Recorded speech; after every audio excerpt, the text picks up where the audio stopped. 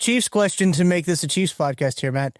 Do the Chiefs have an offensive coordinator the next time we record a podcast? No. I don't even know if they've interviewed anybody. I don't even know if they have a conversation about it. It's true. Yeah. What are the chances they just get to OTAs and are like, wait a minute, did we not hire somebody?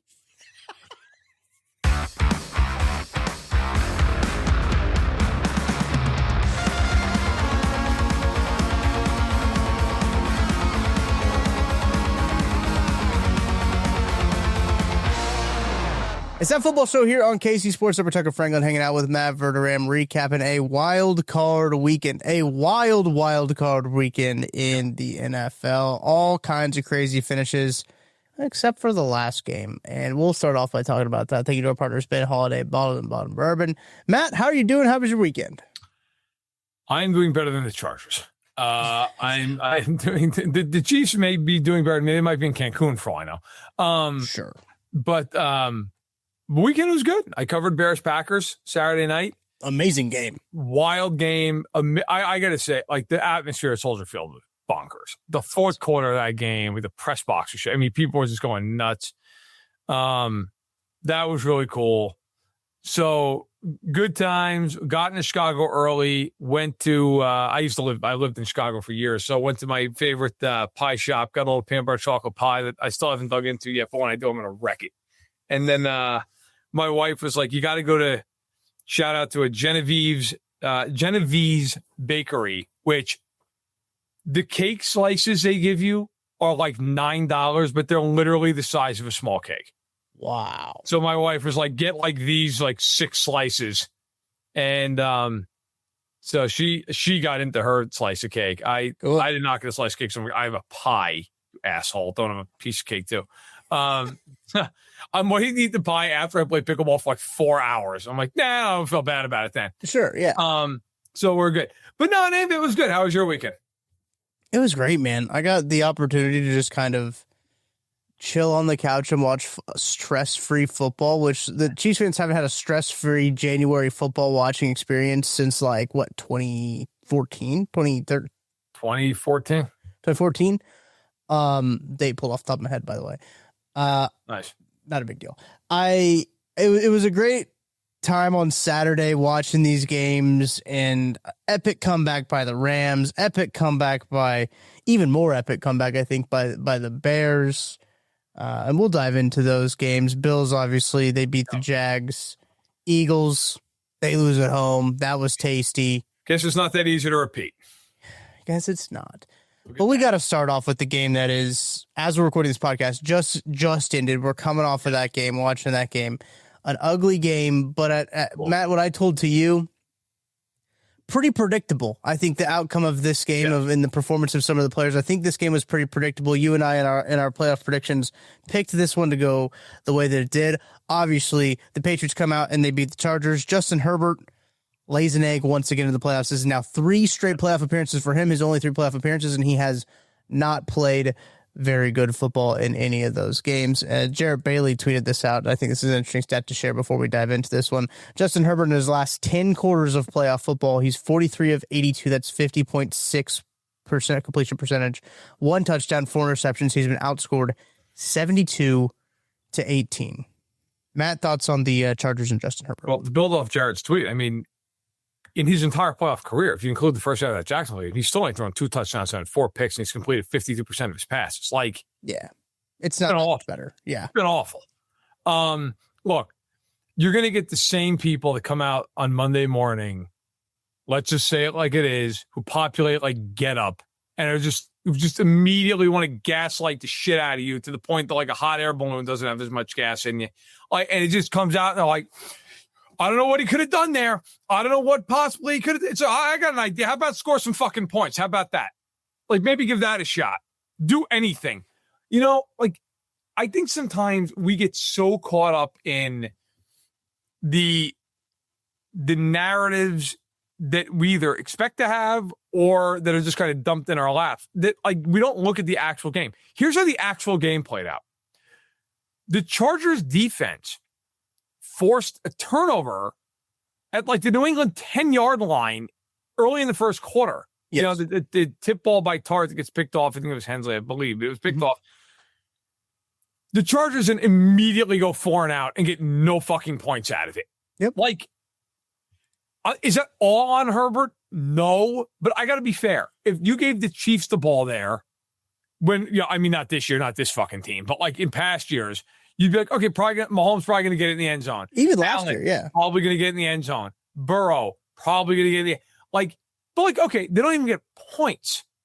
They don't even get points out of it. Yeah. And then as the game goes on, New England is doing nothing offensively. Nothing. It's 6 points in the first half. I believe going into the fourth quarter, it was 9-3. Yeah. Like, no one could score. Herbert had chance after chance after chance after chance and just can't do anything with any of them. Like, if you go back and actually look at that game, here are the time they get the ball and the score, okay? First quarter, 0-0. First quarter, 0-0. Second quarter, 3-0. They tie the game with a field goal. Fourth possession, still in the second quarter, 3-3. Okay, I won't include the end of the half because they just knelt down one. So sure, 4 possessions in the first half. The worst situation he was in was down 3-0. Yep. Third quarter, gets the ball twice, 6-3, 6-3, punt on 3 plays, punt on 4 plays. Gets the ball in the fourth quarter again, down 9-6, punts on 6 plays. So when they were in a 1-score game or a tie game, he had the ball, not including the kneel down, 1, 2, 3, 4, 5, 7 times. And those possessions went punt, downs, field goal, punt, punt, punt, punt. I mean, he was 11 of 20 for 93 yards with 5:47 to go in the game. At some point, it is on you to some degree. Like, it is, man. Yeah. There were throws he missed in the game. Mm-hmm. You know, everybody's going to go, oh, he got sacked 6 times. Yeah, but at the point I just referenced, he was sacked 3 times. Yeah. Like, all right, it's not great. It's not awful. Like, it's not like you got sacked 9 times. Like, he had an opportunity in that game. He missed throws deep. He had a couple times where there were guys open. He just missed them. The airmail of the ball. Like, it wasn't a day in New England that you went, oh my God, the weather's so brutal that, you know, it's just like, you know, it's 0 degrees, like the game when the Chiefs beat Tua and all that. Like, you got to play better. Period. I don't care what the extenuating circumstances are. You need to play better. Right. And this is, to your point, the 3rd time now he has been in the playoffs. And for anyone who's unaware of how the first 2 went, they were up 27-0 in Jacksonville and lost that game. And then in a year that he threw 3 interceptions the whole year last season, he threw 4 in the 32-12 loss to Houston, including a pick 6. Like, if you want to be included, as so many people seemingly want to include him with Mahomes and Allen and Burrow and all the like, can you fucking do anything in a big spot ever? Can you do anything? No, you can't. And the answer has been no. The answer has been I can do absolutely nothing. The last 10 quarters, they've scored 18 points in the playoffs. That's horrid. And their defense has given them every opportunity to win these last couple of games. And they just can't do anything. Cannot do anything. So they go home. And I think realistically, look, this isn't a Chargers show, so we're not going to get that deep into it. But like, I think for the Chargers, yeah, sure, like Slater and all being out, huge deal. But like, you got to start thinking about what are we not doing organizationally? Because you know, I went and looked at this for my column at Sports Illustrated. They went to the Super Bowl in 1994 and got hilariously pummeled by the Niners. Okay. Right, yes. And since then, in over 30 years, they've won 5 playoff games, 4 of which were in the wild card round. Wow. They've won 1 game past the wild card round in 30 years with Drew Brees, Phillip Rivers, and Justin Herbert as their quarterbacks. I mean, not slouches. What's happening? Like, what's going? You know, it'd be one thing if it was like, well, you're the Browns. Yeah, well, no kidding. Like, they have no quarterback ever, right? Like, I know why the Browns or the Raiders. Like, I know why they suck. Sure. What the hell is the Chargers' problem? Like, why can't they win a game? I mean, there's got to be at some point. The only common denominator over that entire period is ownership. So it might be time to start figuring out, like, what are we not doing? Are we not investing enough in recovery? Are we not investing enough on a certain part of the team? Like, what are we not doing? Because that team has been a mess for 30 years running now. And Herbert, who everybody wants to be like the chosen one behind that first wave of guys, right, just spit the bit again. I kind of want to flip this to talk about it from the Patriots' point of view, too, because you mentioned the Chargers' defense. They did everything they could to let Justin Herbert win this game. And the Patriots put up 16 points in this game. And there's better defenses in this AFC playoff field than the Chargers. And shout out to Jesse Minter. Jesse Minter's probably going to be a head coaching candidate. He's probably going to get several interview tweets from Mike Schefter. We'll get those out there. I'm sure that, look, if I'm in Baltimore, he's the guy. I'm on the phone tonight with him, seeing if we can get him in the building, because I think that he would be good in Baltimore. Jesse Minter's done a really good job with that Chargers defense. They hold the Patriots to 16 points. Did this sway you any one way or the other about the Patriots in terms of how they've been? Like, look, we know that their schedule hasn't been good, and this is like probably the first good team they've played all year outside of Buffalo. But did it sway you one way or the other about how this team could be and if they could make an actual run? They still are my pick to get out of the AFC. I still think they're the best team in the AFC. I mean, the Chargers, look, 3 points is 3 points. Like, they just completely shut them down. Sure. I thought May looked nervous early. He was 6 of 15 in the first half. He was 11 of 14 in the second half for $187. He started to really cook, played really well. They can run the ball. Diggs is still a real legitimate top end threat. Henry's a good tight end. I will say this. Their offensive line stinks. Which it has all year. Actually, I think I wrote about that this past week. Like, their offensive line is not good. Will Campbell, I think, he just gave up another sack in the parking lot as he got just run over like a Mack truck. Yeah. But I think, look, if they've got to go to Denver, like if they win the divisional round, we don't know who they're going to play. It'll be the winner of Monday night's game. Mm-hmm. If they win that game and they've got to go to Denver, that's a rough matchup from the standpoint. Denver might sack May 9 times that game. Mm-hmm. Yeah. Now, the flip side is Knicks may not score a point, so who knows? I saw, by the way, somebody calling him on Twitter Mo Picks, and I started laughing so hard I needed to control myself. Yeah. That's awesome. It's a good one. It's a good one. Yeah, it was in response to like some Broncos like fan account on Twitter being like, don't ever compare Bo Nix and Caleb Williams again. It was like while the Bears are getting killed. And then Williams just went God mode. Right. And so he's like, don't worry, bro. I'm never going to compare Williams again to Mo Picks. And I lost control. But in any event, listen, no, like, but if New England's got to play Buffalo, like if Buffalo were to win that game, I think New England would beat Buffalo strictly because they should have beat them twice in the regular season. I mean, they gave away the second game. Right. I think New England will just dice them up. We're going to get to the Bills here momentarily, and I'm both going to give them their credit and also, like, I feel like Jacksonville did them a lot of favors in that game. Like it's a kind of game if you're Jacksonville, you're a player on the team, a coach, you're waking up tomorrow going, man, really shouldn't have lost that game. Mm-hmm. But in any event, no, I mean, I don't know how you feel, but I like the Patriots. I mean, they're not perfect by any means. Nobody is this year, but I like them. Yeah. No, I do too. I think that they're what Drake May did, and like there's some throws, especially the Hunter Henry touchdown pass. Oh, perfect throw. I was like, cool. There's some Drake May throws that you see him, and it's just like, wow, that's 12 again. Like that looks like that might be Tom Brady again. Just a way in terms of like his pocket presence. And look, he's really good with his legs on the ground too. He was their leading rusher today, 66 yards for him. Yep. And he had a big run to set up it was a field goal right before half, right? Yeah. 2 really big rushes. Yeah. So I mean, he's dynamic for him, and obviously getting this playoff experience is going to be important for him, and getting a win just in that first playoff win, I think is a good like monkey off the back for the Patriots kind of coming in down the stretch, and they're going to play, either Pittsburgh or Houston, and I like them really in either matchup there, like either against them. I think that's good there. Do you want to go to the Bills now? Do you want to talk about the Bills now, or do you want to do the NFC? No, we can. I will say, just as an overarching point, I don't want to get too caught up on this. The officiating this weekend's been absolutely horrendous. Yeah, yes. Like, not that that's like a huge breaking news banner, but I am never the guy who talks about officiating. I hate it. There was a play in the Chargers-Pats game that, like, I would demand some kind of clarification if I was New England, even though they won the game. Like, in the second quarter, after the 2-minute warning, Herbert snuck the ball on 3rd and 1. The yard line to gain was past the 28-yard line. It was like 28 and like a third, essentially. Right, yeah. He sneaks the ball, clearly does not pick the first down up. Like, Collinsworth and Tarico are both like, oh, great, stand for it down. The official comes in from the near side with his fist up, like fourth down, right? Mm-hmm. They go to some other shot on this. I forget one of the sidelines, I believe it was. And you hear Collins with like first down, like just like perplexed as to like what's happening. Yeah. Then they're like, all right, hold on. We got to review it.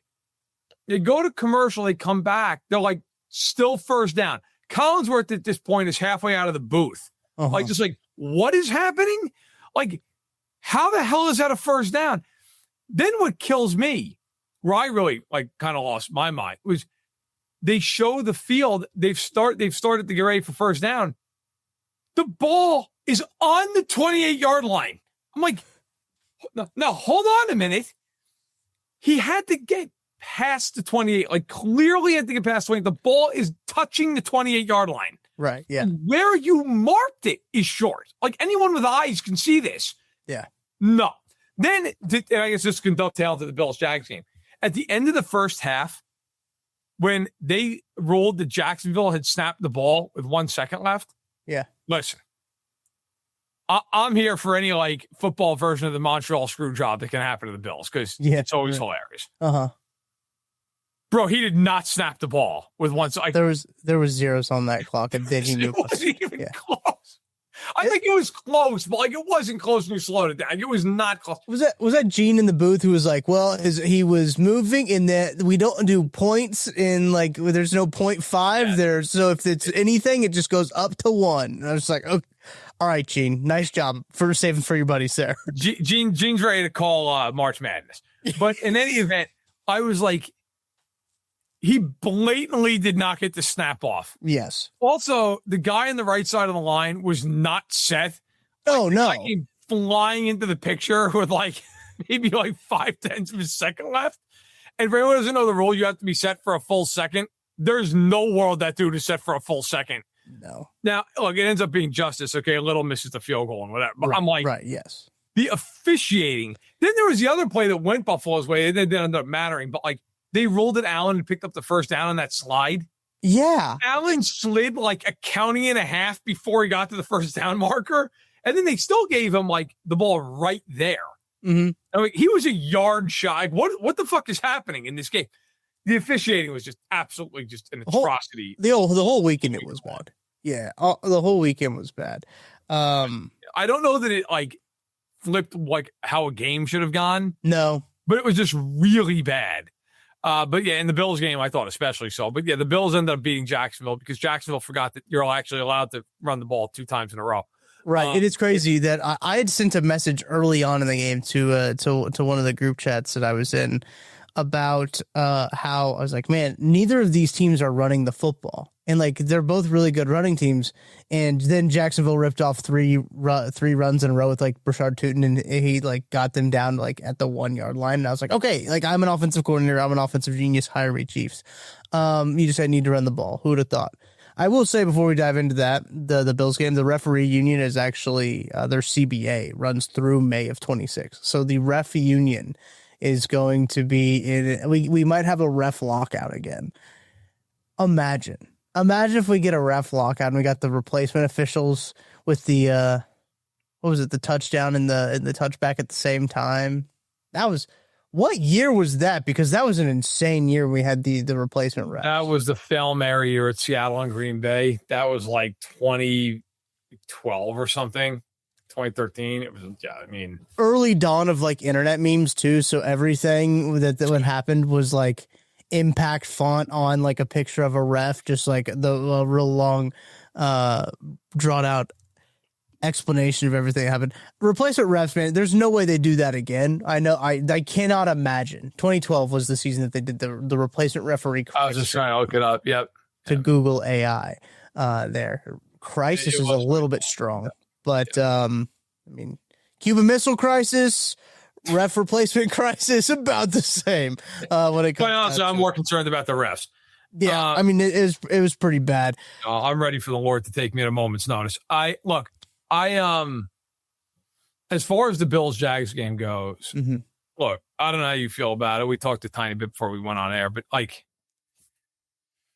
I think 2 things can be true once about that game. On one hand, I do give Allen a lot of credit in that game because Fourth quarter played really well. Cook did nothing. Yeah. And Allen, listen, one thing that's got to be said. If you're a Chiefs fan, you want to bitch all you want. But let's be honest. Let's be fair. Like, other than Shakir, bro, he's got nobody catch pass. That team. Shakir's pretty good. Let's be fair. Shakir is pretty good. Shakir is good. But, man, they have nobody else. Like that. And then team, Gabe Davis got hurt in the game. I mean, you have, like, I think Keon Coleman would be an all-pro if they just left him open all the time. Bro, and Gabe Davis almost got his leg amputated, okay?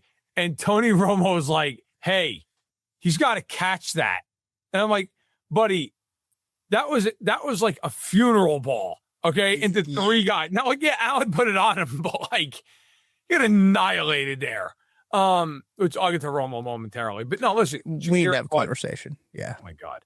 Shakir caught all 12 of his targets. Now, the one thing with Shakir, though, that I think makes him a little less valuable, and this is actually a compliment to Allen, is like he had 12 catches for 82 yards. Like everything's just the line of scrimmage. Like he's just a slot guy and this bubble screen guy. Keon Coleman is awful. Tyrell Shaver is just not good. Dawson Knox is completely washed up. Like Brandon Cooks is somehow like the best receiver they have left, and he had a ball go right to his hands and hit him in the nuts. And that was another one. Romo, like as the ball's laying on the ground in plain view, Romo's like, "Don't worry about it. It's a catch, Bills Mafia." And then they came back, and Steratore was like, "No, it wasn't." But yeah, listen, I thought Allen basically 2 times at the end of that game, fourth quarter, had to drive down the field and pretty much put the entire team on his back because they couldn't do anything. They couldn't run. Nobody can get open downfield. The other thing that I think is true at the same point, other than Allen played terrifically, was Jacksonville did everything imaginable to lose that game. Lawrence has a horrendous pick that led to a field goal early. Yep. He has a pick at the end of the game. They still had every opportunity to tie that game. Throws a ball he should never have thrown. Okay, it gets picked off. Jacksonville, so you mentioned earlier, like Basil Tootin had 3 carries in a row. He had 47 yards. Yeah. They gave him the ball one more time the entire rest of the game. There's like, that's fine. Malpractice. Unbelievable. Like Basil Tootin and ETN had 14 carries for 118 yards in the game. And they were like, that's enough. Let's let Lawrence drop back 35 times. I have no idea what the hell the thought process was. I don't get it. Brian Thomas only got 2 targets. They just refused to use Brian Thomas Jr. Right. I thought that the game plan was insane. Like, you are playing a team that can't stop you at all. I would have ran the ball 40 times in that game if I was Jacksonville. So, look, give Allen a lot of credit for winning. I also think that the Jags deserve a lot of blame for the way that they played that game. I agree. And, you know, you and I talked about it a lot, especially with the rushing attack that they did have. Tootin was really coming on towards the end of the year, too. Yeah. He was really starting to be their guy that they really liked with ETN. I think they'll re-sign ETN, right? I know that he's a free agent. Like he would. I wanted to let him go because they have Tootin. There's a good conversation to be had there with that. The Chiefs like ETN like he's Mahomes. Yeah. Like, do you want that 1-2 punch in the backfield? Like, would you want that? Probably.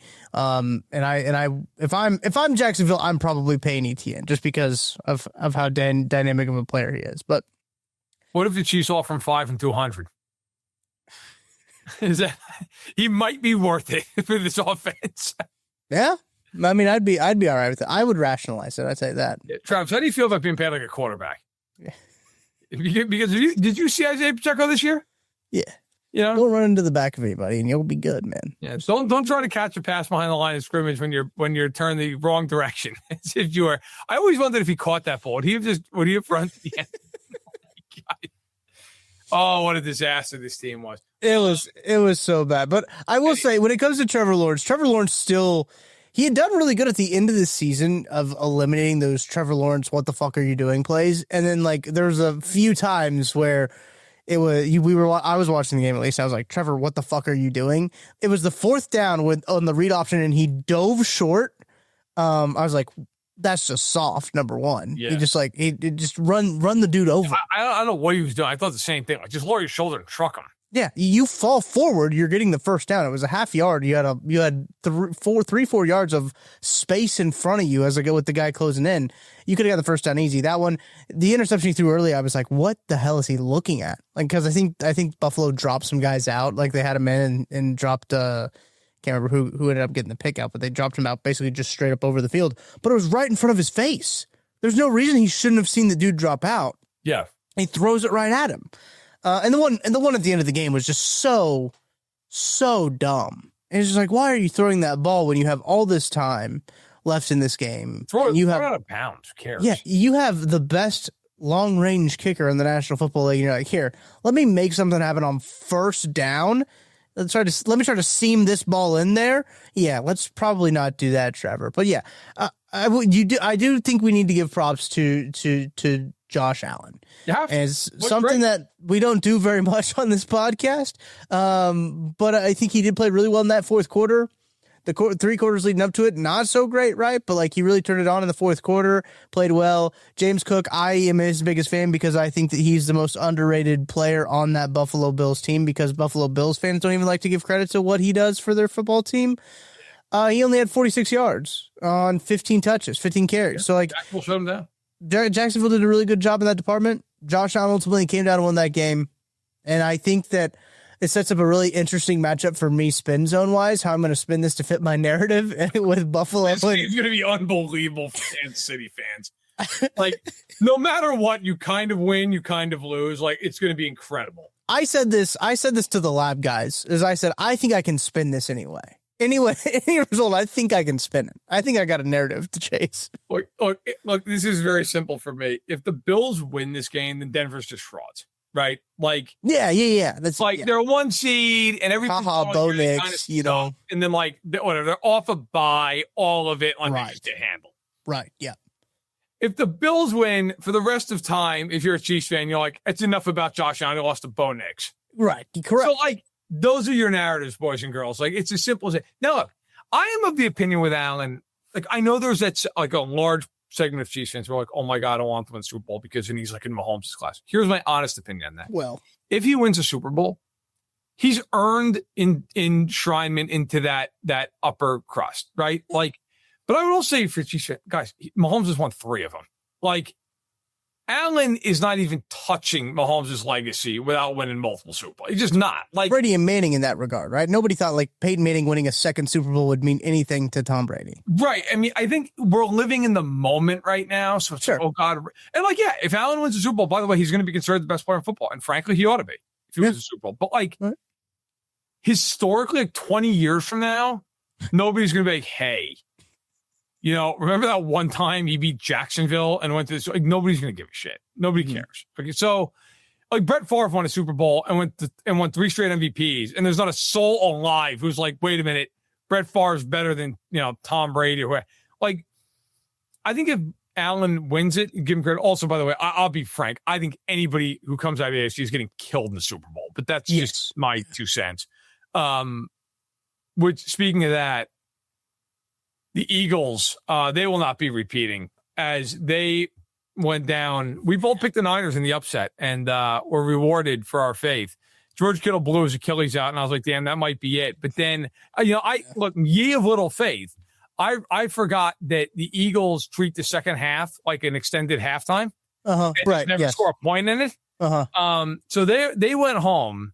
By the way, I just saw this. The Chargers are not committing to Greg Roman as their offensive coordinator next year. So any options are on the table, apparently. It's never probably a good call. Depending on who they hire. It'd be hilarious if he hires his brother and then it's just absolute chaos. That'd be good. But no, look, I think like the Eagles, they lose. I think it brings up real questions to me. So A.J. Brown is signed long-term, but like he's been miserable there all year. Jalen Hurts this season, look, don't forget the box score, okay? Like just put it as he has not played well this season. Did not play well. Right. The offensive line's starting to get a little bit old. Like Lane Johnson didn't play in this game. He's been out since like week 11, right? Yeah, and like, look, he's getting up there in age. Like he's starting to. You wonder like how much is really left in the tank here. He's got one more year in his deal. And then the Eagles, who love their void years, have to pay him void years of 17.4 and 22.8 million against the cap. But I mean, he's no spring chicken. He's 35 years old. Like, you wonder maybe even it's just like the last year of his career coming up. Dallas Goedert, he's a free agent. He may very well be out the door here. Like, that Eagles team, I'm not saying they're going anywhere. They've got good young talent, but it just goes to show how hard it is to repeat. It's very tough. You know, and the Niners give them credit. Look, Shanahan's done an unbelievable job. That team has nobody left. Demarcus Robinson's out there doing the Lord's work. Dude, Demarcus Robinson gives you like 60 yards on the first possession. Was like, who the hell is this guy? Third 100-yard game of his career. Yep. Do you know? Can I interest you in a trivia question? Which teams he's got 300-yard games, one for each team that he did it for. Can you name the three teams? So the Chiefs, obviously. Correct. The Raiders, right? The other one? He never played for the Raiders, did he? Oh, I thought he played for the Raiders. Maybe he was a Raiders practice squad guy. Played for the Rams. Rams, maybe. So what did he do with the Rams? I'll look this up, but it was not for the Raiders either way.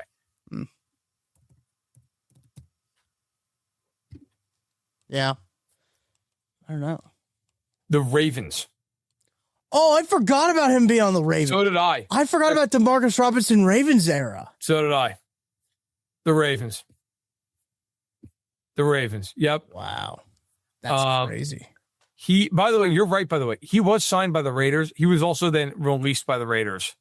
Okay. So he never was actually played a game for him. Okay. You're right. He was signed. I totally forgot about that. But yeah, he did not play a game for him. But he plays out of his mind. Sky Moore, by the way, also muffed the punt, which was just. Shout out Joel Pinfield tagged us in a tweet. Sky Moore box score. Did you see that? No, I didn't. Just shout out, though. I did not see that. Got a Sky Moore box score out of it. Sky Moore, man. I mean, incredible. One target, no catches. He never disappoints. Oh, okay. And he fumbled. So that was perfect. And he did fumble. Like, oh my God, Sky Moore, man. The guy just, it's like you just sit. And he's in the divisional round, dude. I tell you what, he might be the stick that stirs the drink. Truthfully, when we come back to this whole thing. Yep. Damn. You're not kidding. That's yeah. So in any event, like, they win. Purdy goes for 262. Purdy did not play like a very good game, but like, I was oddly like up and down. Hurts was terrible. He's 20-35 for $168. Barkley had his like typical like 100 yards, 4 yards of carry. But in the end, like, they're gone. The Niners go to play the Seahawks. For they were just there, right? Yeah. They played them in Santa Clara in week 18. Yeah. And then they got to play them up in Seattle where they beat them week 1. And then the Rams are coming to Chicago as a 4.5-point favorite, might I add. The Rams, who almost lost to Bryce Young and the Panthers. Yeah, the Bryce Young got a little frisky. Those Panthers got a little frisky towards the end there. The real bummer about that was, as a Panthers money line haver, I knew as soon as they scored the touchdown, I think it was Jalen Coker caught that beautifully thrown ball. Money line that game? Yeah, I did. Wow. Yeah, ballsy, wasn't it? I said, because I said, here's my thought, Matt. I said, did you bet it before the game? Yeah. I said, what if? I said, if the Panthers win this game and I don't bet the money line, I'm going to be upset with myself. But Tucker, if you need help, just let me know. I mean, if you just listen, we can talk off air, but I mean, yeah, no, I should have guessed. I get a call from Missouri and I answer the phone. It's like Tara, and she's like, listen, I didn't know who else to call.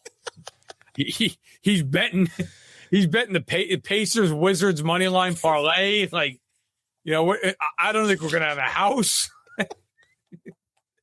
Good news, we don't own our house. That's good. At least you can't lose it.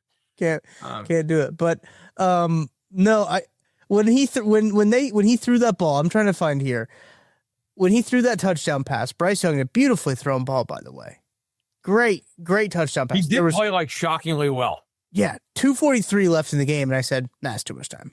That's way too much time for Matt Stafford. That's way too much time. And it proved to be right, because they only needed 2 minutes because there's 43 seconds left on the clock. Jalen Coker, by the way, 134 yards in a touchdown. He went off, dude. Yeah, he did. Cokeheads unite, man. Here's the thing. Another potential issue. The Panthers turned the ball over twice in that game. Yep. We're 0 of 3 on fourth down.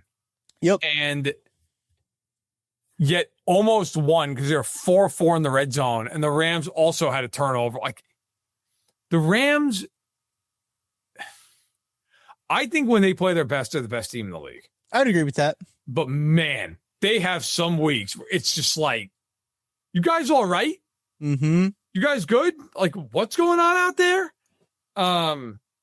But yes, listen, they win. They go to play Chicago. Chicago, the Chiefs offensive coordinator job, heaven can wait. Still going to be vacant. I tell you what, it's still going to be vacant when things roll around on Monday, and probably next Monday it could be vacant too, because Eric Bieniemy is still going to be coaching. I wonder when like the Bears came back, if Andy was watching in like his living room, was like, dag nabbit. Yeah, he's probably upset. He's like, do we actually have to interview people for our opening now? Because I don't hold me to this, Matt. I think they're the only team that has an open vacancy and has not interviewed anyone for it publicly. I think you're right. Can't you just imagine like Goodell or like one of his like appointees in the office just calling up Andy, be like, hey, you have to officially interview someone for the job, right, before you appoint someone the job. And Andy's gonna be like, yeah, we're just gonna ask Eric if he wants the job, and that's the extent of the interview. That's it. Right. Eric's just going to come in and put his rings down on the table. And all right, then. Yeah, look, that game, I covered that game in person. The game was insane. I was watching that game, and I kept thinking about how great it must have been to like be at that game. So I got down to Chicago early in the afternoon because I was like, I want to go get some pie, right, and get a feel for the vibe of the city. You know, I lived there for 4 years and was driving around some old neighborhoods. And I was like, this would be kind of fun. And everybody's juiced for the game. They got all the buildings lit up in navy blue and burnt orange. Where do you park? Navy Pier, all that stuff, right? Like, what's that? Where do you park? Because I know that's a nightmare parking down there. Oh, bro, listen. I parked in some person's spot in their apartment building, and I was like, go ahead and tow me. Go ahead. Like, the parking lot's the size of a postage stamp. Right. I look forward to seeing this guy this asshole try to back up and tow my Jeep out of here. Good luck. Right? What are you going to do? Do something about it. Yeah, so, it's a good boy. It's a good boy. I just parked it there and said, fuck it. And then came back like an hour later. We were good. So I get down there. Great atmosphere. Dude, the crowd's going insane.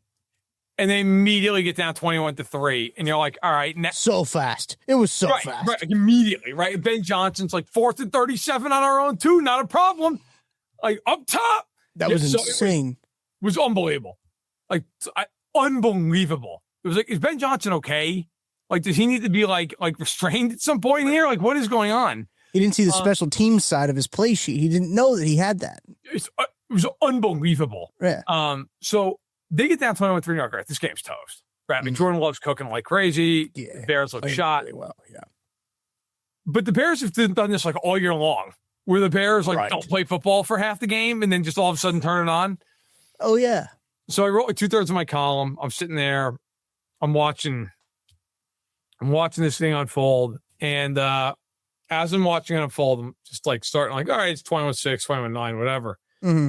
They got to 21-16, and the crowd was deader than hell in the second and third quarter. Like, you could hear a pin drop. Then all of a sudden it starts getting really loud. All right, that's kind of interesting.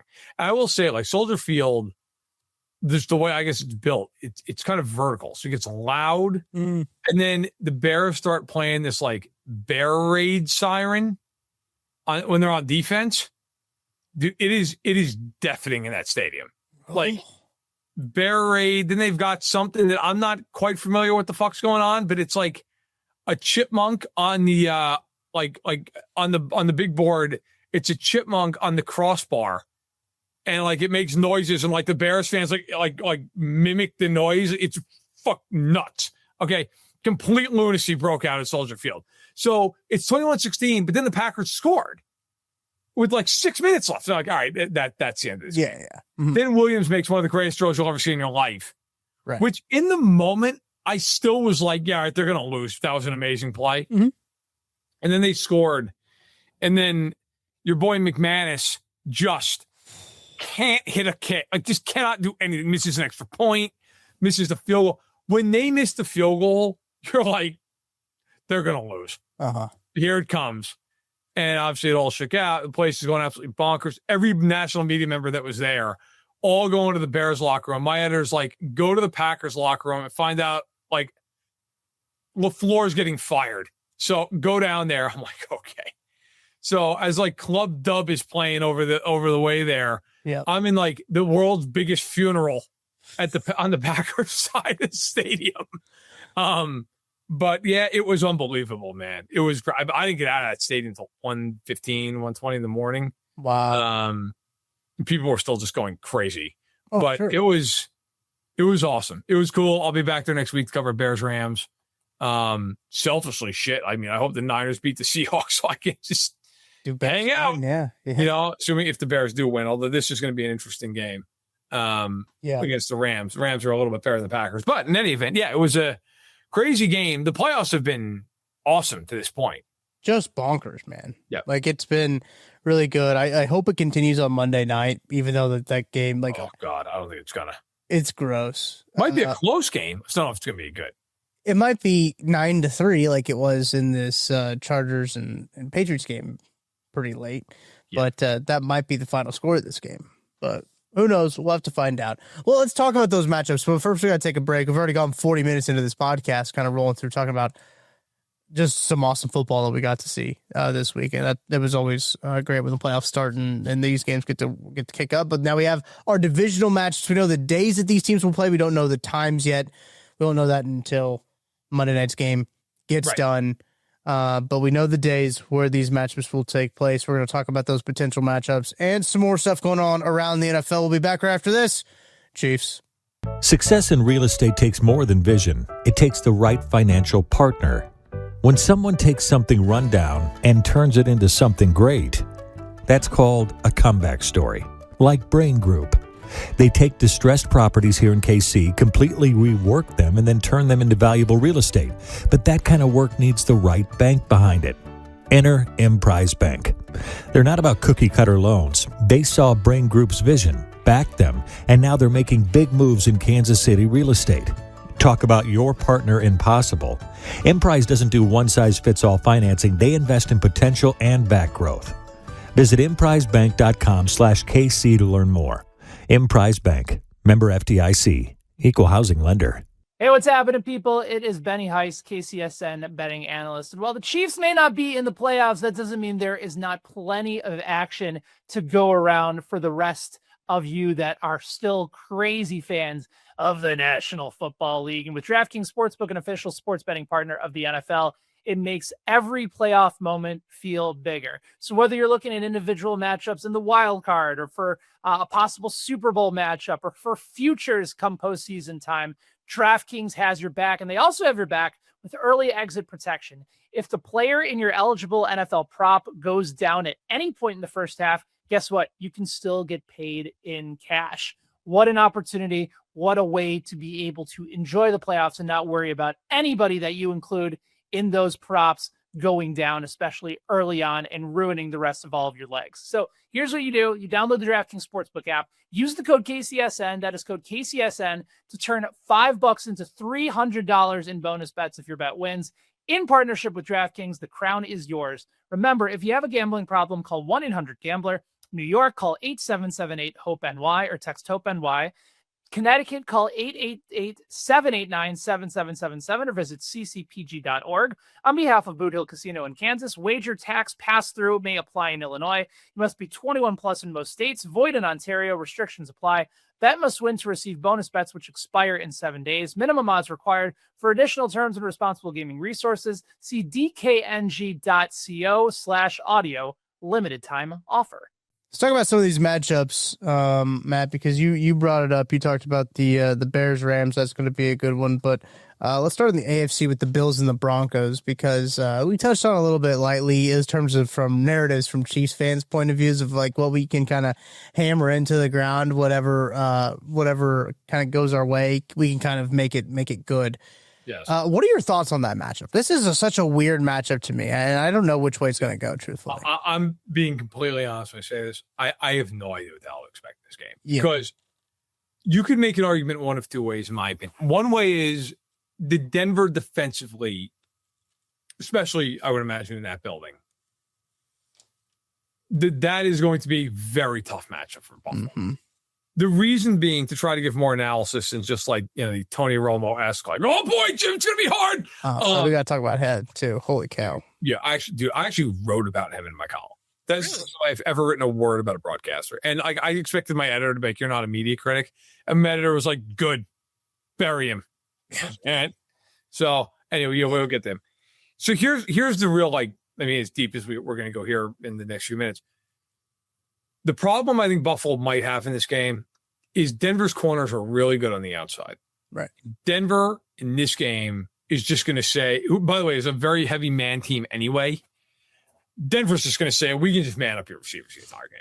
Yeah. Like, there's nothing you're doing about it. Like, Keon Coleman is not going to be torching Pat Surtain in this game. So, you have that. And then McMillan inside is a really underrated player against Shakir. Mm-hmm. Those corners are wildly better than Jacksonville's corners. Mm-hmm. That is the number one thing. Also, by the way, the safeties are really good. Hufunga's an all-pro this year. He's going to come down the box. He's going to give help. I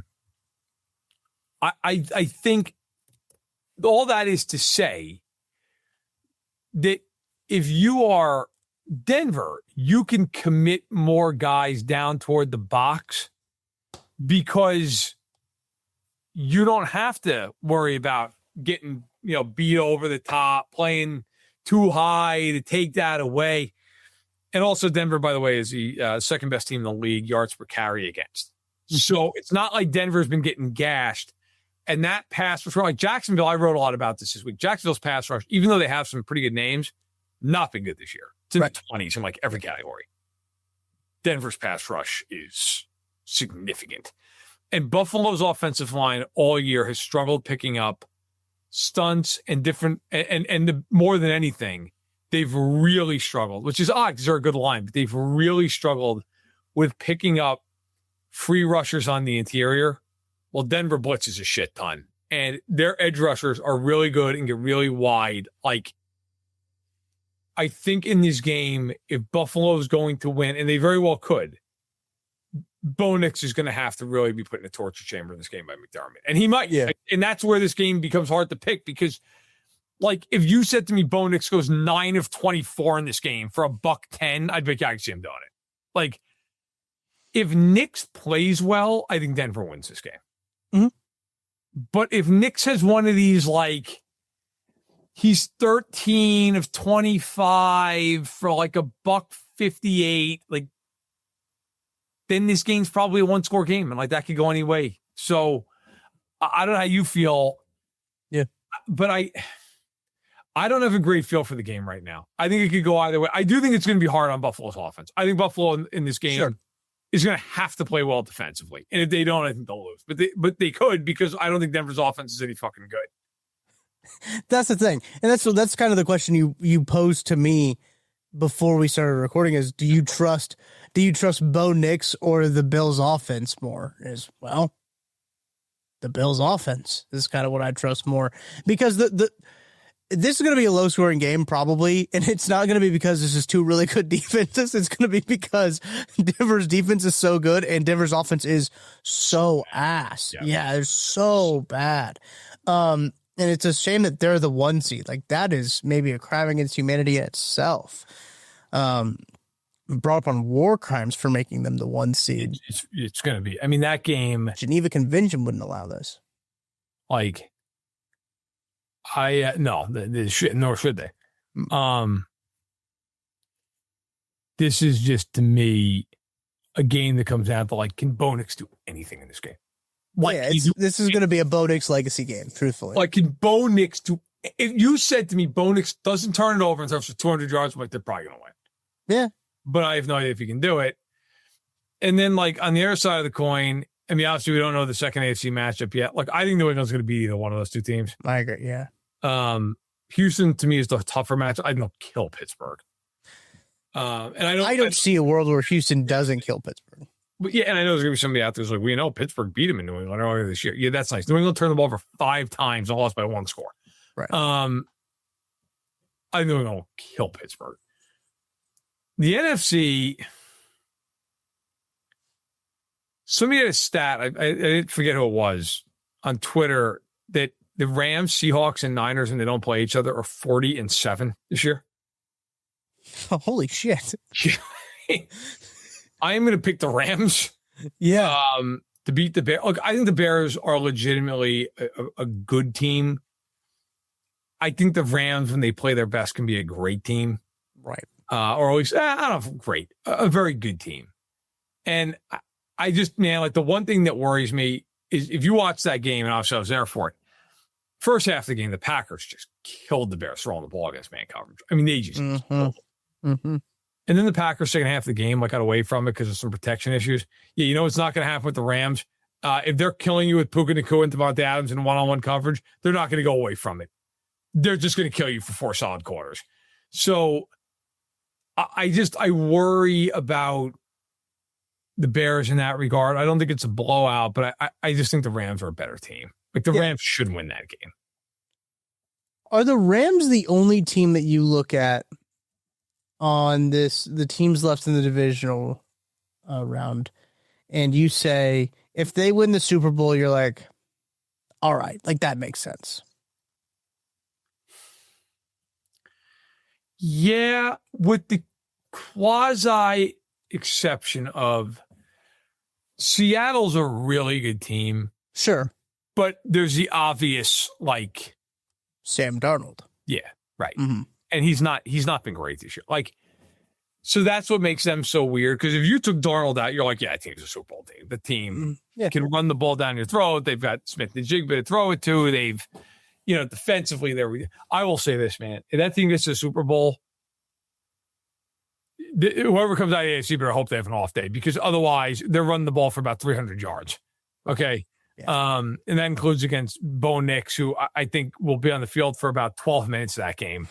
As they're just being three out. Thank God, truthfully. That's Lord's work by them. Seattle, thank goodness. I might show up that game in a Seahawks jersey when I cover it. Because I just can't take Bo Nix winning Super Bowl. But hilarious. Yeah. Listen, I think to your point though, yes, the Rams are the last. Like I know some people might say Buffalo, but like Buffalo, listen, I got to be fair. I'm going to say this now so you can pull the receipts later. If they win the Super Bowl, it's because Allen was unbelievable. Right. Yeah, that's the way they have to win. Not good, man. Yeah. They're not bad, but they're just whatever. Like they're fine. Like they're with a normal quarterback, they're the Chargers. They're like a 6-7 seed. Oh, it's actually our 6 seed. Be at the point, like, it's 6-7, right? My daughter would be thrilled right now. Yeah. Like they're winning like 9 or 10 games and they're getting killed in the first round of the playoffs. Yeah. But he elevates them. But yeah, the Rams are the only team that can win the Super Bowl that I'd be like, you know what? Like, they're not a disgrace winning the Super Bowl. Sure. Well, like a complete anomaly. So, yeah. Yeah. It is interesting. Obviously, the Niners and the Seahawks, that'll be a good matchup with those teams. The end of the NFC West, man, just throwing 3 just banger teams into the playoffs because all won. Well, one got the bye, but 2 won. Sure. Yeah. Yeah, I'm just really excited about that Rams-Bears game. And again, I should say this too about the Bears. I've been a day one hater of Ben Johnson, not really necessarily of Caleb Williams. I thought Caleb Williams was a fine quarterback. I thought there was too high of expectations put on Caleb Williams. Like, you can't call him Patrick Mahomes, the next coming of Patrick Mahomes, and expect him to live up to that. I thought a lot of stuff was unfairly placed on Caleb Williams. I thought Ben Johnson's offense was a bit too gimmicky in Denver or in Detroit to translate over to what Caleb Williams wanted to do.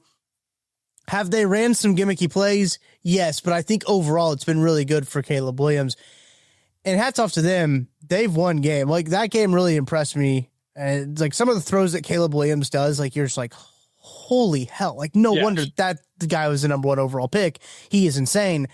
And then he will run straight backwards for 35 yards. And you're like, oh, yeah, the Caleb Williams experience was in full effect in that game, especially when they were coming back. I think there was he did that absolutely insane play, right, where he rolled out, I think, to his left, and then he made that through that dart. I think it was a 4th down, too, I want to say.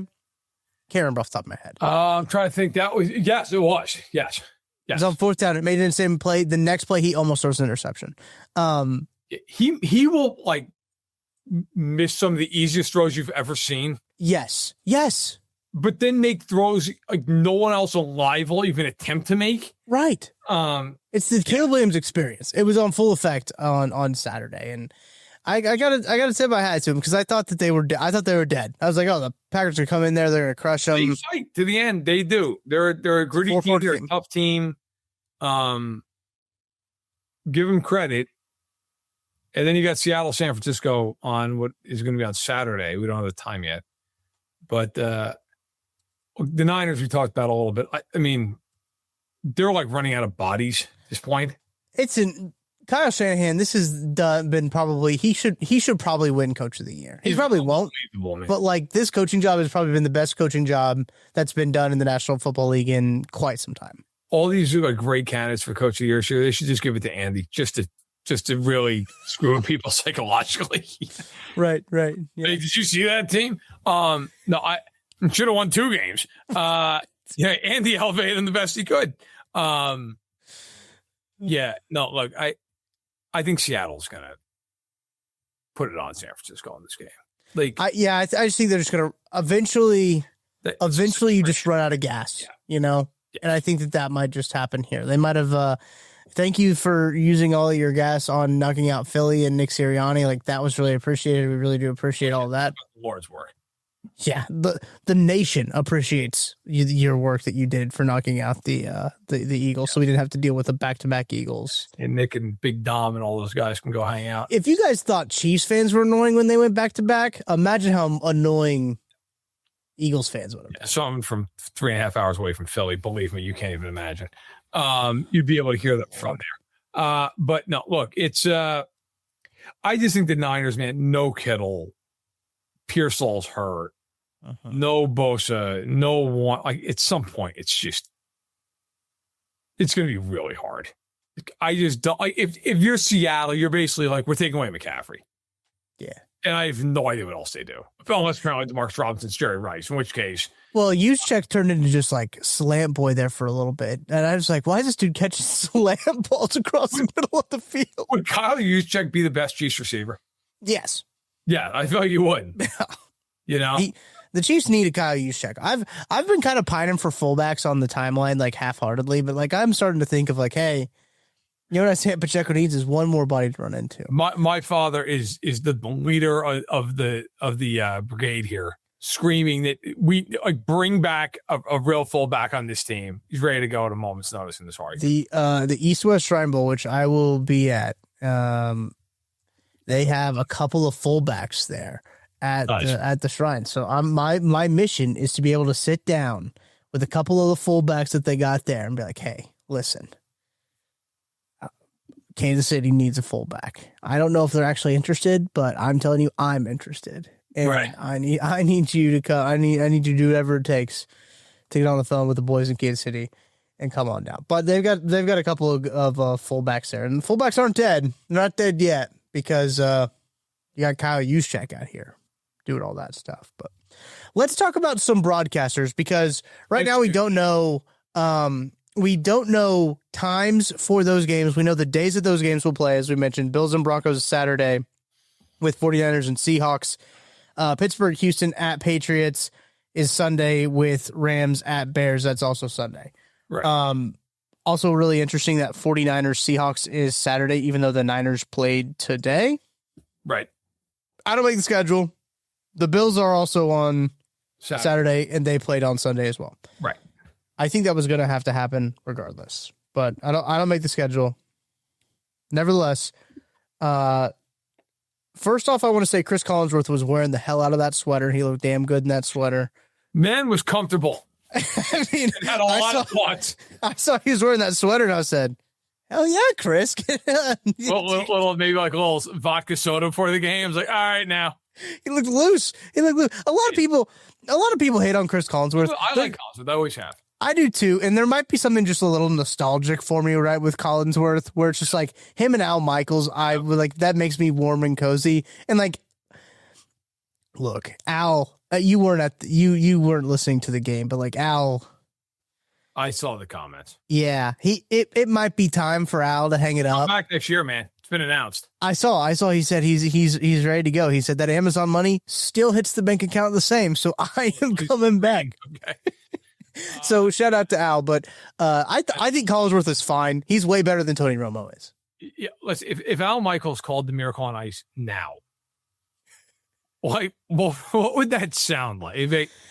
You believe in miracles? Yeah, I guess so. All right, let's. It would sound like a goal in the first period. Desk where somebody just did something in triathlon. You know, I've been in Curb Street. Like, oh, my dog is in the room with us, and I'm petting it. I don't know. I mean, yeah, it's insane. And then there's like the opposite end of that with like a guy like Gus Johnson, who like it's like March Madness and it's a 5-12 matchup.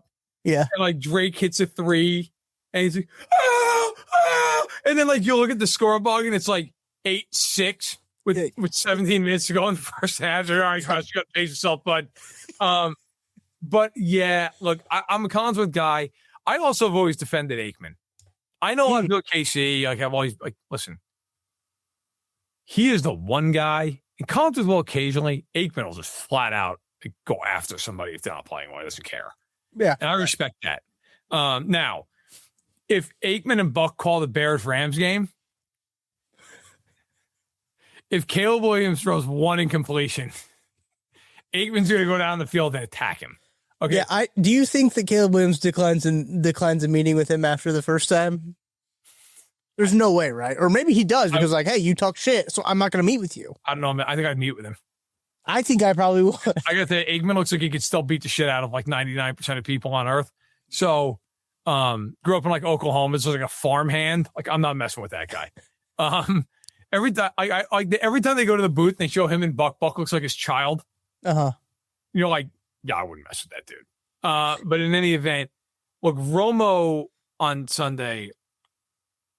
Like, I'm not in the custom of just bashing the crap out of broadcasters because, like, I mean, I obviously never went into that profession, but like, I was to school for it. Like, I got to know some broadcasters like while I was like getting into it. That is a hard thing to do. Like, I do truly respect the fact that like it's hard to make an insightful point, 50 times a game. I don't care who you are. However. It is not hard to make one insightful point. Right. Just hit once, Buddy. Like, he just says things that either are blatantly, patently, provably false. Yes. Or he just does, like, weird shit throughout the course of the game. Like, a run on 2nd and 6 that gains 3 yards doesn't need a dissertation or, like, a comedy skit. It's a run for 3 yards, man. It's fine. Talk about, like, let Nance talk for the next 30 seconds. Right. Who cares? Let the crowd take you to 3rd down. Like, maybe a graphics package. I don't need you to be like, oh, let me tell you something about that run there, Jim. You see the way James Cook, you see how he cut it inside? That's the best run I've seen in 25 years on that play. And it's like, Tony, you fucking gained 3 yards. Right. Like, it's okay, man. Just let it breathe. It's all right. Like, that's my beef with, like, and just that game in particular. They opened the game. He's talking about how this would be a big upset, but also the Bills are favored. And it would be like Carolina yesterday. And I'm like, who's going to tell him Carolina lost? Right. Yes. And then he's like Brandon Cooks, like, clearly dropped the ball. And he's like, we're going to come right back. Don't worry. It's a catch. Like, no, it's not. And they come back. And like Gene Steratore was like, son of a bitch, dropped it. And it's like, I really do seriously think like Nance has to want to kill him in the booth. What, 25 times a game? Yeah. Nance is still really good at his job. Very good. Excellent. Yes. The gold standard. Dude, it is brutal how bad he is. Like, I honestly, to a point, I think if you're CBS, you got to start thinking about like eating the contract and just maybe you put him in the studio show to replace Matt Ryan. Oh, it's like I'll tell you right. That's what I'm doing if I'm them. Great call. And That's what I'm doing. Like, I'd be like, hey man, one quarterback who couldn't win the big one for another, right into the old studio show, and you can hang out and do all that shit, and nobody cares, and either promote J.J. Watt, who did a really good job with Iron Eagle. He's doing great, yeah. Or I'd call up Fox and be, hey, Greg Olson. That's the move right there. You know, like, what do you want? I mean, because, man, it's genuinely gotten to the point that it's so bad, it's actually distracting during the game. It is. It is. And that's what's so disheartening. It's disheartening to see how fast it happened. I don't know if it's something where like great early. Yeah, I don't know if it's like CBS was like, "Hey, stop trying to predict all the plays that are happening," or if it's like, "Hey, I stopped planning, like game planning for all these teams, and now I don't know what they do as well as when I was a quarterback playing all of these teams." Like, there's probably a little bit of both that goes into that, right? And I think that's why he was so good at first. Is like he was literally coming off of, "Oh, I was just in meeting rooms game planning for these teams, and I know their tendencies, and all these coaching staffs are still the same, and all these quarterbacks are still the same." And now the league has turned over to a spot where it's not all the same, and it's not where what he's familiar with in terms of all their tendencies and like that. But they have meetings during the week for them to get familiar with all that. That's it. Like, that's the thing. Yeah. Not like the people I don't think put enough credence into. Guys, they're in the building for days with these teams. Yeah, like Friday is usually when they get in. Yeah. Yeah. Like, they're there talking to these. And also, mind you, like, obviously Nance and Romo, they've done how many Bills games over the years? Tons. You know? Like, they basically live in Buffalo and Kansas City. Mm-hmm. So now Jacksonville, they're probably like, who? Like, what? But, you know, where? Yeah. Oh, my God. But warm weather, finally. But it, like, that's the problem. And their problem I have to is, look, I'm not even going to get to how he like glazes over Allen to the nth degree every single second of the day. Because I get it. They're trying to sell the game, and Allen's the star of the game. That's fine. Mm-hmm. But like, there does come a point too where it's so over the top. And I'm going to be fair. Collinsworth does it sometimes with Mahomes. Yeah. Where Mahomes will throw like a 3-yard check down to Pacheco, and he'll be like, Mike, I got to tell you, that is the crispest check down I've seen in 15 years. You're like, Chris, he threw it to Pacheco for 3 yards on 3rd and 8. It's fine. Right. Like, Pacheco was facing the wrong way. Yeah. Right. Pacheco didn't know what planet he was on, and he caught it and turned out of bounds. Okay. Like, fine. He would have thrown it to Worthy, but Worthy ran his route into the stands. So, like, and Rice didn't even run. He just stood there. So, like, look, it's just the problem I have with Romo, to try to be succinct, is it's gotten to a point where it feels lazy. He's not doing anything to act. Like, Tom Brady, when he first started, was not good.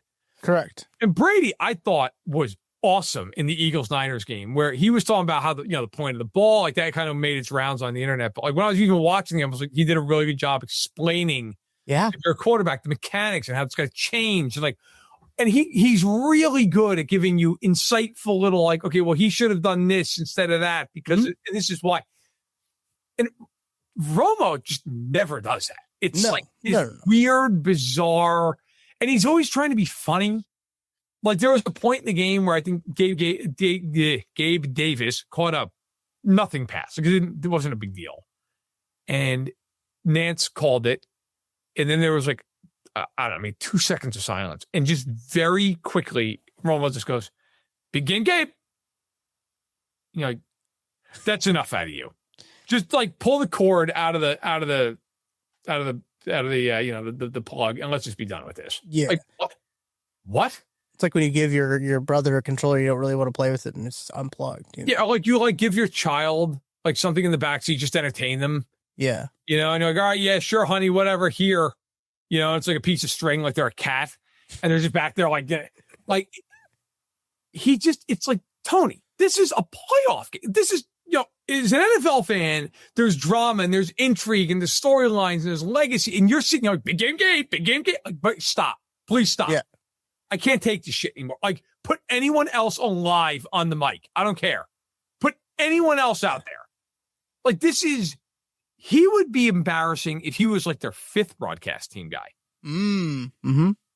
And also, I got to tell you, if I'm at CBS, like, okay, JJ Watt just got there. If I'm Trent Green, I'm like, Charles Davis. why am I not ahead of this guy? Yeah. This guy stinks. And he's like he clearly isn't putting in any work. And if he is, that's even more scary. Like, that's even scarier. But man, you watch these games, and he is the first announcer I can honestly say I've ever watched the games. It is distracting how bad he is. Like, you actually start thinking about it during the game, like, God almighty, what did he just say? Yeah. And then, like, somebody scores, like, the biggest touchdown of their lives, and you're still like, wait a minute, though. Yeah, all right, fine. But what? The hell just happened in the booth?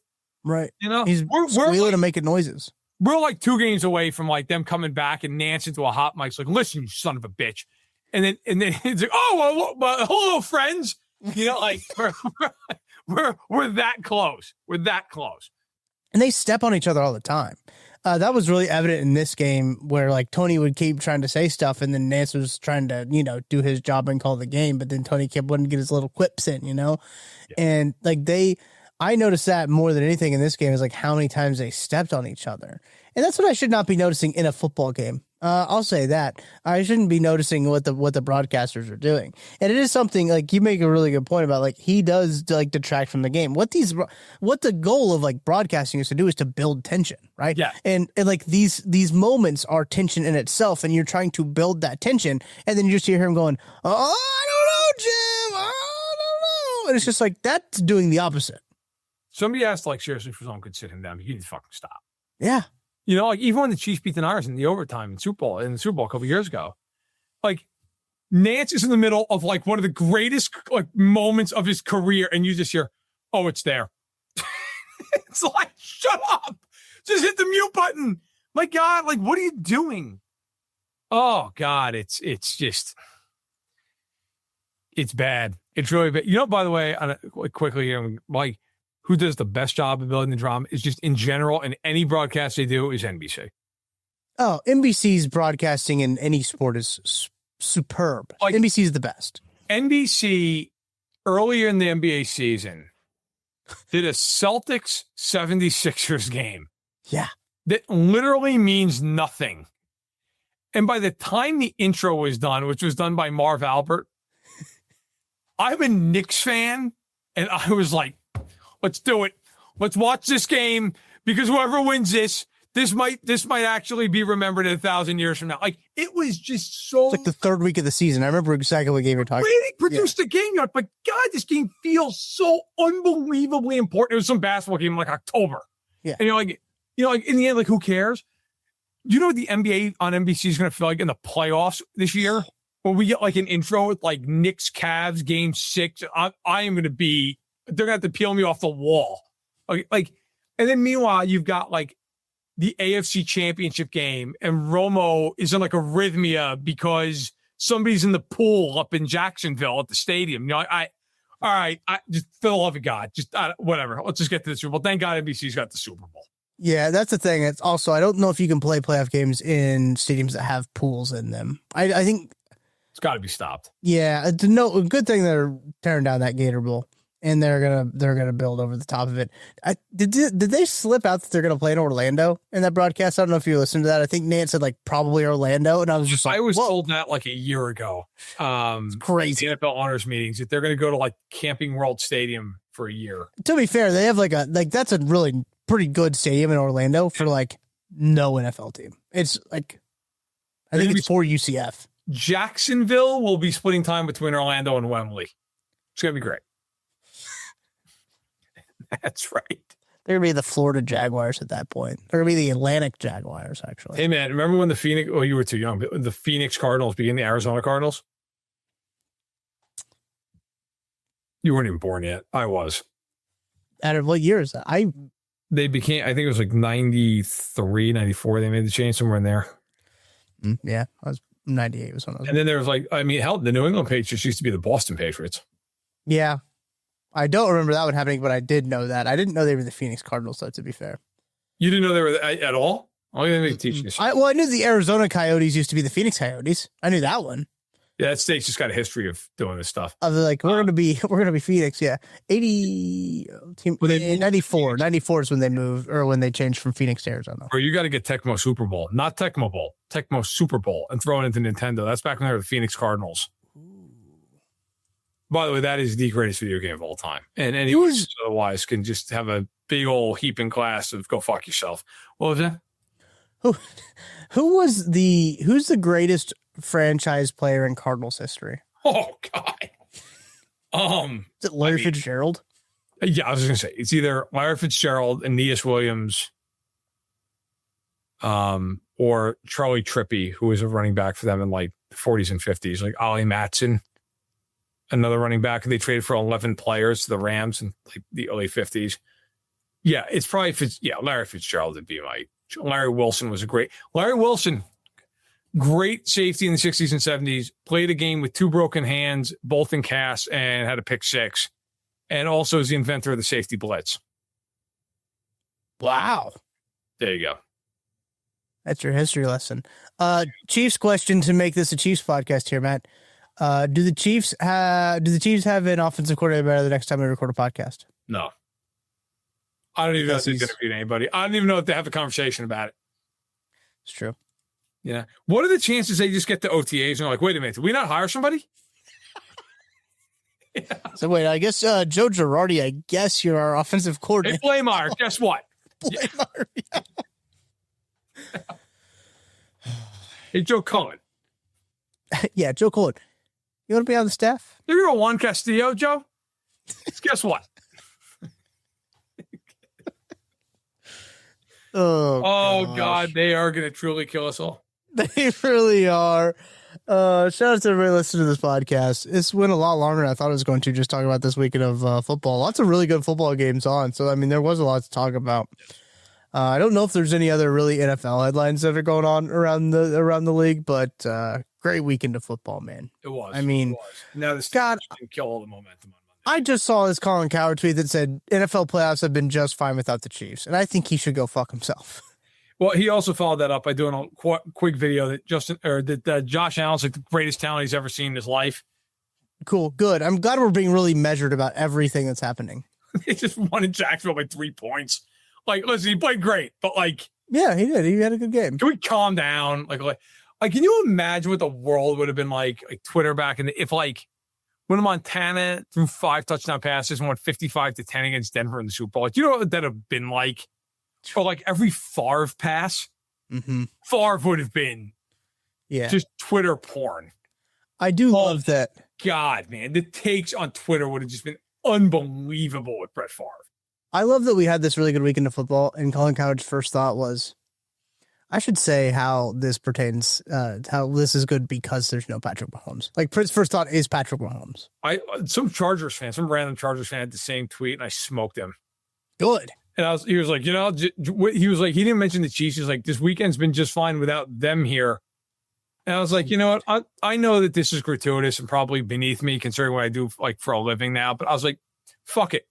And I just quote tweeted. I was like, gotta tell you, they normally don't play on this weekend anyway. Usually just waiting for whoever the hell they're going to kill in the divisional round. That's a great point. That is a great point. And then his team summarily went out and scored 3 points. Also, I saw a tweet. We can close here.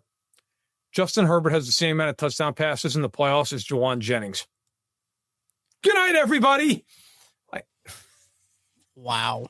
Man, Juwan Jennings got the rare roughing the passer. I'm not a quarterback. He got lit the fuck up. He got blown up. Shout out. That was a good play. Herbert, 2 touchdown passes. Juwan Jennings, 2 touchdown passes. And now after today, Juwan Jennings, 1 playoff win when he throws a touchdown pass. Justin Herbert. Tragic. Poor Justin Herbert. I don't really feel that bad. That's going to do it for that football show. Thank you guys so much for watching, listening, liking, and subscribing. Appreciate all the comments as well. We do see them. Well, we might not respond to all of them, but we do see them. Appreciate all the kind words for telling us how much better we are than everyone else. So way to keep us ahead in the rating. We're smoking people last week. So keep watching, keep commenting. Don't be afraid, by the way, to throw shade at somebody. I tell them that Tucker and I sent you. Yeah. Oh, yeah. Just like tweet it like Briscoe and Big. Hey, just wanted to let you know that football show's better. And then just tag all of us. because I'll happily dogpile onto him. Yeah, I'll retweet it for sure. That's an instant retweet from me. I'll try to get Sports Illustrated to retweet it. There you go. Get the gold account on it. Yeah, the one with millions of followers. Hit that one. Yeah, no, that'll be good. But I appreciate you guys as always for sticking with us here. As the Chiefs are not in this playoffs, but it really has been. Neither are the Chargers, and soon neither will the Broncos or the Bills. That's the good part about that. One of them's going to be gone. One of them will be out. And we can go about our lives. So that's going to do it. From Verderame, I'm Tucker Franklin. Thank you guys for watching all the way to the end of the podcast. We will see you guys on Friday to talk more about this divisional matchup and whatever the hell is going on with these Chiefs and around the NFL.